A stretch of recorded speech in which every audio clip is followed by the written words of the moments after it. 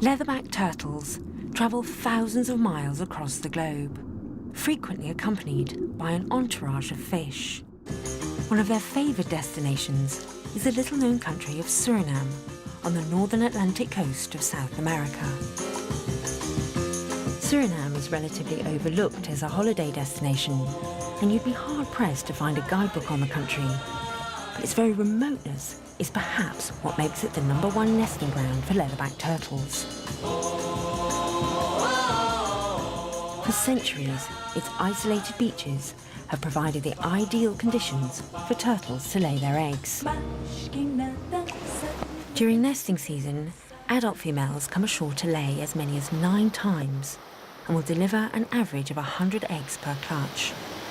These eggs are buried deep in the sand, where they incubate for about 2 months, before the hatchlings finally claw their way out. To witness these extraordinary creatures firsthand, one must be prepared to travel off the beaten track and accept that leatherbacks typically choose the rainy season to lay their eggs.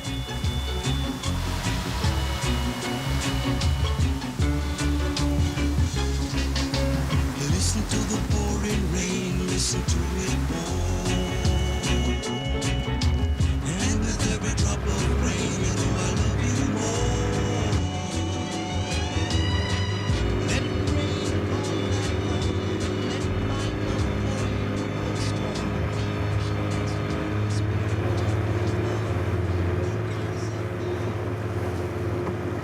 Beyond this estuary, which is called the Moroni, are Suriname's prime turtle nesting beaches.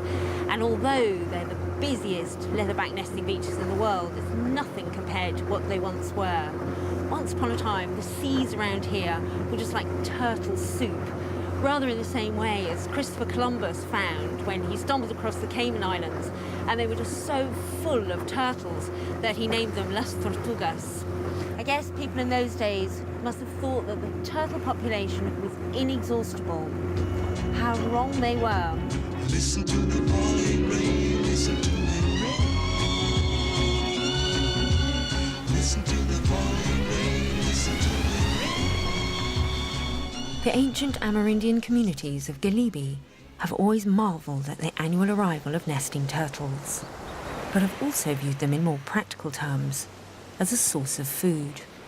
But while egg collecting remains a serious threat here, the poaching of adult turtles is now virtually non-existent, thanks to the efforts of conservationists. The World Wildlife Fund are working with local communities here to initiate education programs and convince people that turtles can be of more value alive than dead. What are some of the things that you're doing to raise awareness about turtle conservation here? This is just great. Tell me what's going on. What we are trying to do is really to get kids enthusiastic and really involved with turtles in whatever way that is possible. And of course, if you make things into a game, it is so much more real for them, so much more fun. So we've been working with them, trying to integrate turtle conservation, teaching them about turtles, whilst at the same time playing with them. So we have the race on the beach, the sandcastle making. They're really good at it, aren't they? They're better. I've tried it, and you know, and I'm just amazed how quickly they do it. The beaches of the Galibi Nature Reserve are really extremely important for nesting leatherbacks. Basically, they may be the most important beaches in the world, I would say, Yes. for nesting leatherbacks. The Atlantic leatherbacks nest there in tremendous numbers. They also nest in tremendous numbers on the beaches of Yalimapo or French Guiana. And the Pacific turtles are believed, the leatherback turtles are believed to be more or less extinct. Obviously, traditionally, people here have used turtles, have collected turtle eggs for generations. How has that changed recently? Due to the global concern of the status of leatherbacks, it was decreed that there'd be no more collection of eggs. And this impacted on the community significantly, because we've had a community that has for years collected eggs off the beach, but in a sustainable manner. Seems a bit unfair in a way, doesn't it? That Yeah. what's happening on the other side of the world is It's affecting impacting on this communities. very small Because community. this was always sustainable, wasn't Yeah. it? The use here in this area. And most likely it could still be if the numbers of leatherbacks remained high. But this is not happening due to a number of activities which are completely outside their control. And it's so important to keep this in mind because the people in the community are more aware than almost anyone of the importance of turtles.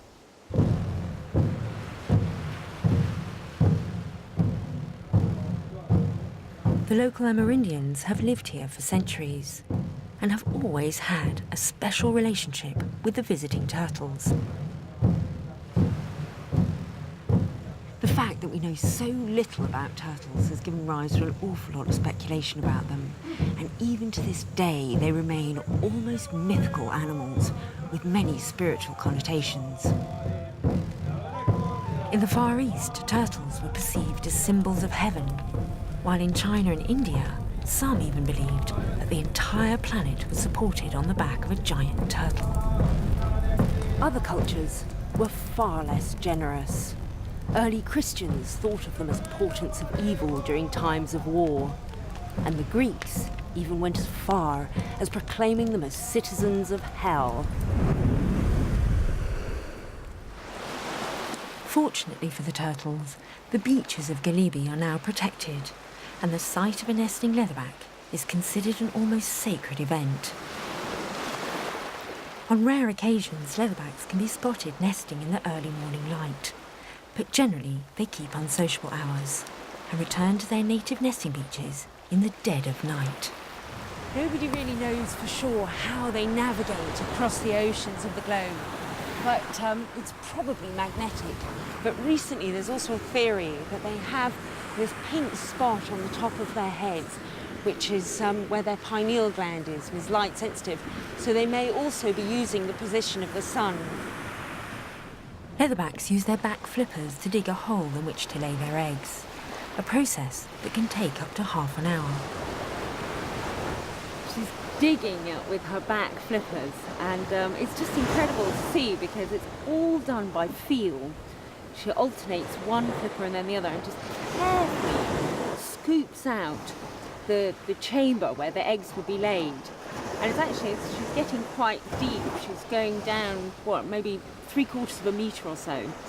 And it's a really beautifully smooth chamber which goes down into kind of bowl shape at the bottom.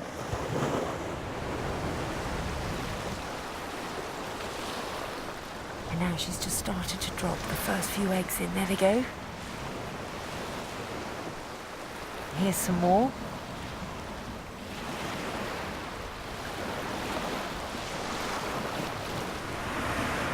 It's just such a fantastic sight to be here. It's just wonderful to think that this is a ritual that's been played out for over 150 million years. When dinosaurs walked the earth, leatherbacks were coming ashore to nest, just in exactly the same way as she is now. The slightly unattractive goo dripping from her eyes is actually turtle tears. It's the way in which turtles exude excess salt.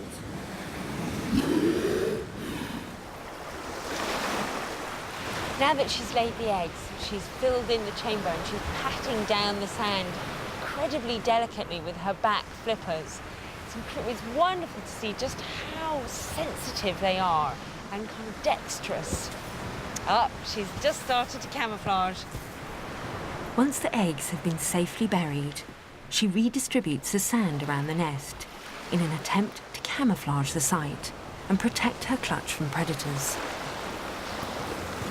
Every now and again she pauses for a moment. She's also making these kind of deep sighs, and you can't help but feel that it's pretty exhausting work. She's got to take a break every now and again.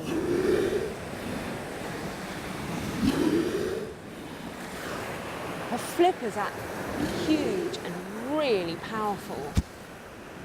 You can see that she's actually created a massive crater all around us. Oh! Being covered in sand, she's camouflaging me as well. With her eggs safely buried, she returns to the sea. While we can be almost certain that nesting leatherbacks will return to Suriname next year, their whereabouts once they've left the shore is harder to predict, and has until now remained something of a mystery.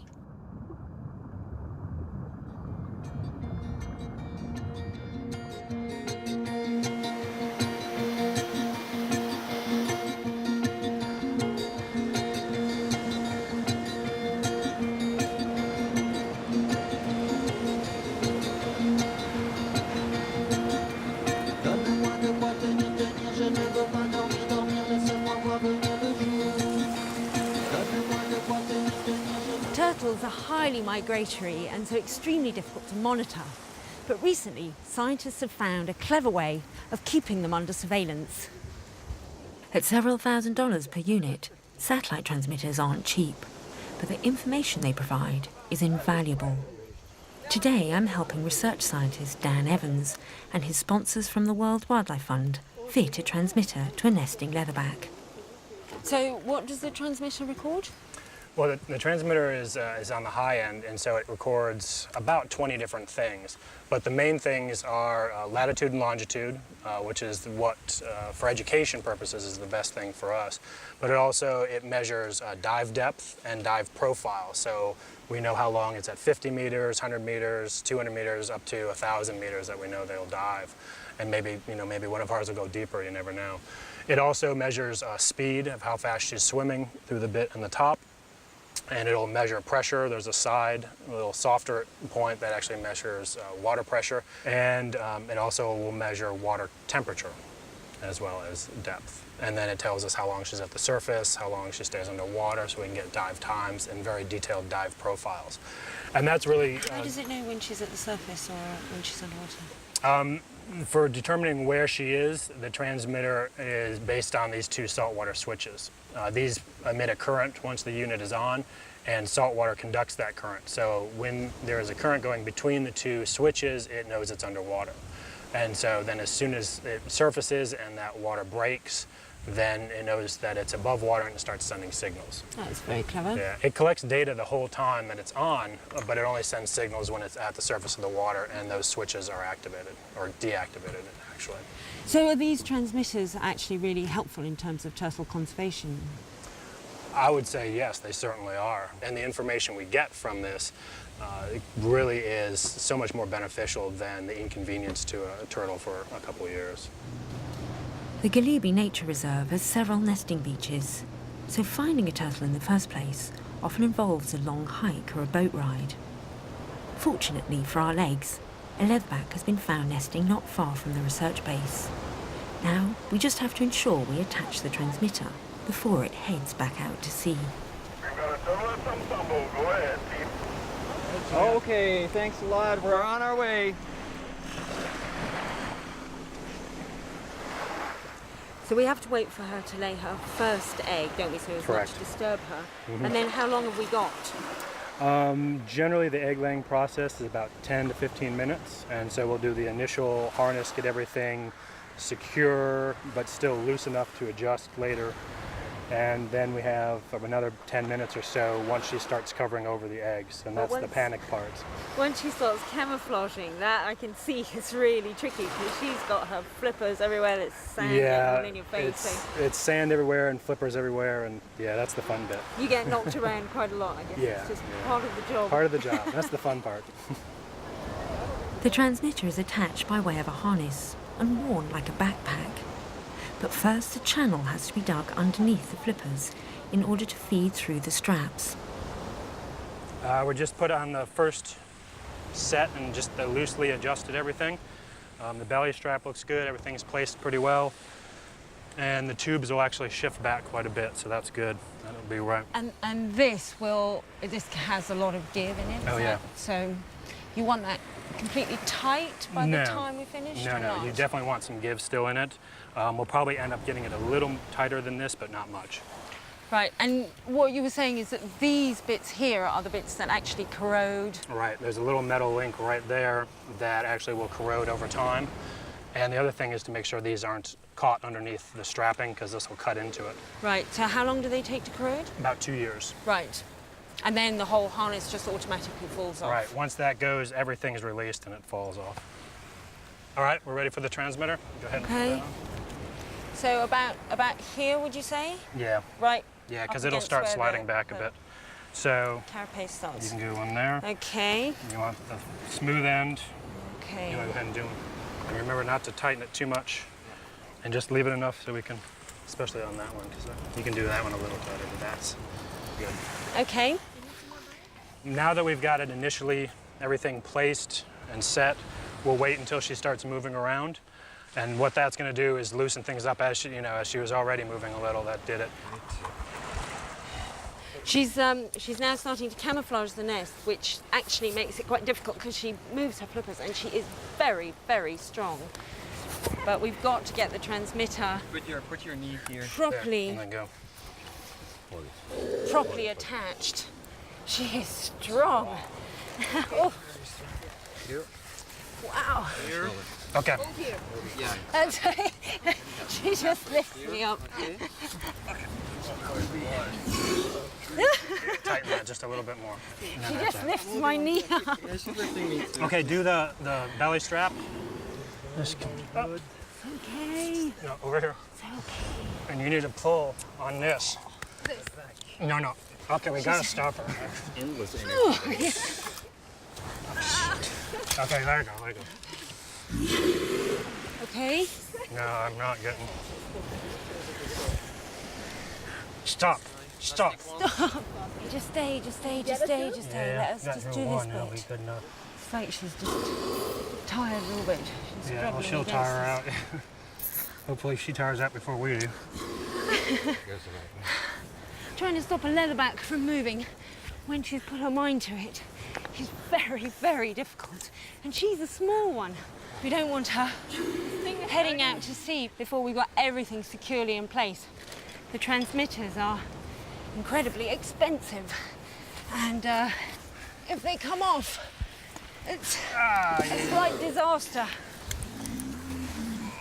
You're protesting, aren't you? Okay, you ready to do that front corner? Put it through. She wants to go. Somebody, I don't care who does it. No. Yep, we need somebody in front to push. Okay. Stop her. Maybe we should cut it. It's like trying to no, it's a hold back backup, a so it's not as small car or something. Okay, see if you can pull that Yep. through. Oh, where's the one? There we go. Got it? Are we done? We're done. Oh, well done. Does it look okay? Yeah. Did we do a good job as beginners? We decided to call the turtle Icanti, which means 8 sides, and is the Amerindian name for leatherback.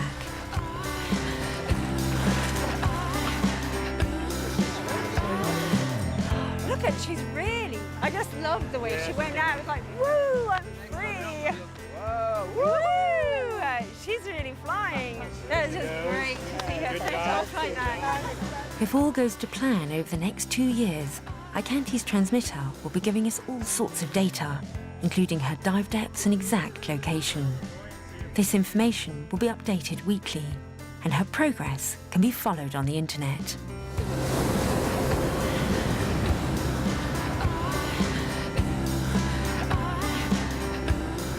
It's funny to think that we only get the merest glimpses of turtles' lives. Of course, most of the time they're out there, kind of vast oceans of the world. And the male, of course, after they hatch and leave the beaches, we never see at all. They spend their entire lives somewhere out at sea.